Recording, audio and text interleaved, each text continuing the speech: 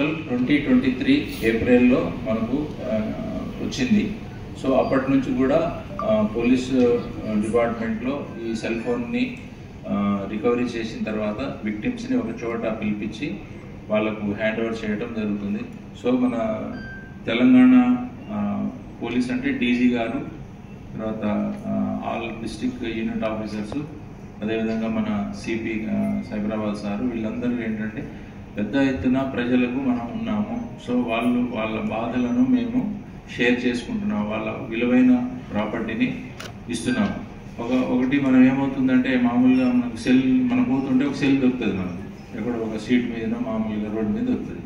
జనరల్గా మనిషి human tendency ఏముంటుందంటే తీసి జేబులో పెట్టుకుంటాం, ఎందుకంటే కాస్ట్లీ ఉంది నేను వాడుకోవచ్చు అనుకుంటాం. కానీ అతనికి ఈ టెక్నాలజీ ఉంది, దీన్ని ఇట్లా పట్టుకుంటారు అని చెప్పేసి తెలియదు. ఇప్పుడు మేము మీ ఫోన్ని ఎట్లా ట్రాక్ చేసినాం అనమాట. ట్రాక్ చేయడం వల్ల అతను ఏం చేశాడంటే మీ సిమ్ తీసేసి ఈ సెల్ ఫోన్లో వేరే సిమ్ పెట్టి యూజ్ చేసుకుంటున్నాడు.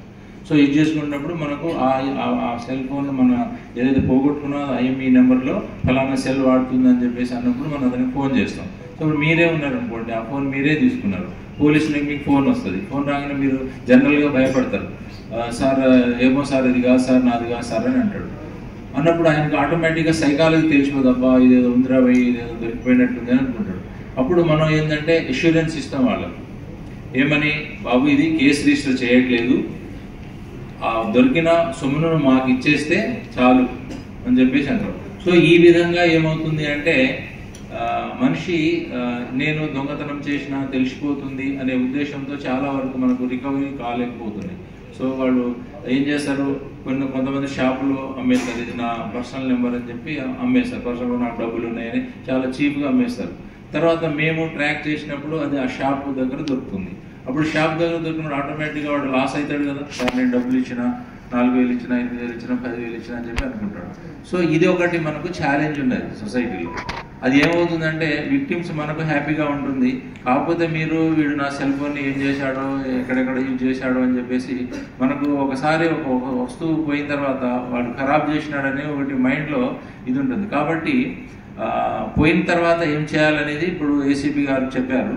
తర్వాత దొరికిన తర్వాత ఎట్లా ఉంటుందనేది అది కూడా మీరు చెప్పాలి. సో మీడియా మిత్రులు కూడా చెప్పేది ఏంటంటే ఇప్పుడు పోయిన తర్వాత ఇవ్వచ్చు ఆయన, ఎందుకంటే అతని వస్తువు కూడా పోయినప్పుడు అతనికి కూడా ఫీలింగ్ ఉంటుంది కదా, నా వస్తువు పోయింది, ఇంత కాస్ట్లీ పెట్టి కొన్నాను, ఎవరైనా గిఫ్ట్ ఇవ్వచ్చు, లేకపోతే అతనే సేవ్ చేసిన డబ్బుతో చాలా కాస్ట్లీ ఐటమ్ కాబట్టి ఇవన్నీ కొద్దిగా ఆర్థికతో ముడిపడి ఉంటాయి కాబట్టి కొద్దిగా సమస్యలు ఉంటాయి. కాబట్టి మీరు ఫోన్లను జాగ్రత్తగా చేసుకోవాలంటే ఈ మామూలుగా రొటీన్గా మేము ఎప్పుడు చెప్తూనే ఉంటాం, ఎందుకంటే ఇప్పుడు మొబైల్ అనేది ప్రతి రోజు మనకు నీడ్ అనమాట, అవసరమైన వస్తువు. అది చాలా హ్యాపీగా ఉన్నాను నేనైతే. ఫస్ట్ టైం పోయినప్పుడు ఇది నా పాప చేతిలో పోయింది, అంటే తను బస్సులో ట్రావెల్ చేస్తుంది, తను కాలేజీ స్టూడెంట్. ఎంత ఏడ్చిందంటే ఆ రోజు చాలా ఏడ్చింది పాపం.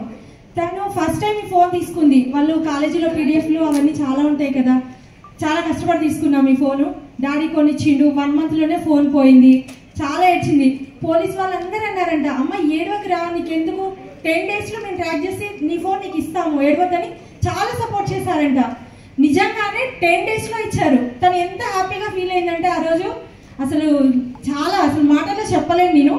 అండ్ సెకండ్ టైం మా హస్బెండ్ ఫోన్ పోయింది, తను రిక్వెస్ట్ చేశారు కూతుర్ని, అమ్మ నేను తీసుకెళ్తాను రా, నా ఫోన్ పోయింది, కావాలి నాకు అర్జెంట్ అని చెప్పి తీసుకున్నారు.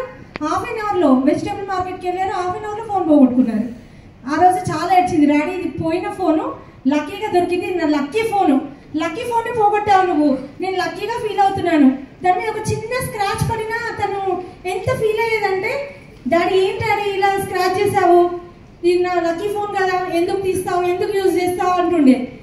అంత హ్యాపీగా ఫీల్ అయిపోయి మళ్ళీ ఫోన్ పోయేసరికి ఇంకా చాలా ఫీల్ అయిపోయింది. ఈసారి దొరుకుతుందో లేదో మమ్మీ, ఫస్ట్ టైం అయితే లక్కీగా దొరికింది, ఈసారి దొరుకుతుందో లేదో అని అన్నారు.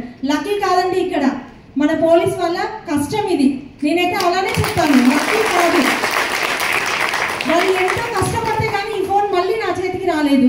ఈరోజు నిజంగా నేను ఎంత హ్యాపీగా ఫీల్ అవుతున్నాను మాటల్లో చెప్పలేను. మెనీ థ్యాంక్స్ అండి.